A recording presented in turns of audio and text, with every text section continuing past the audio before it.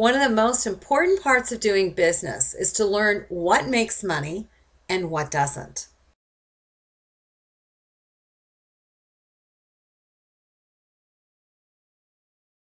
If you've ever watched a Shark Tank, you'll notice that the investors are really interested in the cost of what it takes to make a product versus the cost of what it takes to sell that product, or the cost, the percentage of profit that an individual is going to make when they sell a product, whether it's wholesale or retail. If offline businesses aren't making any money, they don't stay in business for very long.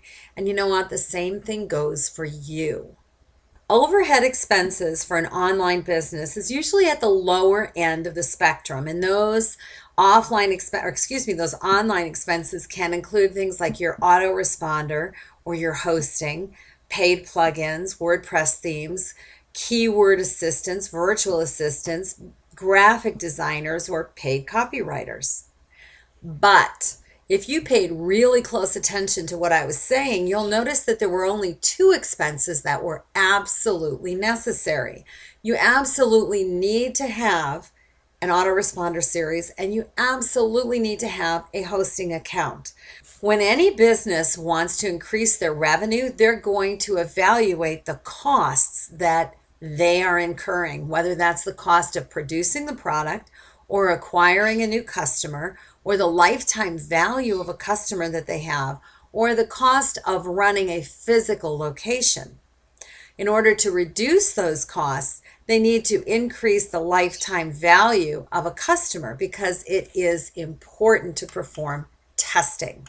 The only way to know what you're doing is to test it. And one of the best ways and the least expensive ways of testing your performance online is to use Google Analytics. But the question becomes, what are the pieces of the puzzle that you have to test? There are several factors that should be tested, some of them more frequently than others. You really need to know whether or not your website is mobile friendly. Does it look well on a mobile device, whether that's an actual phone or an iPad? Do the links work?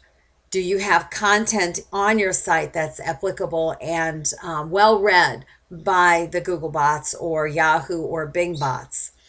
Do you have an RSS feed that works? Do you have any crawl errors? What are your traffic sources? What's your guarantee like? Click on the links below in the description and head over to the blog. I'm going to talk more about what it is that you should be testing.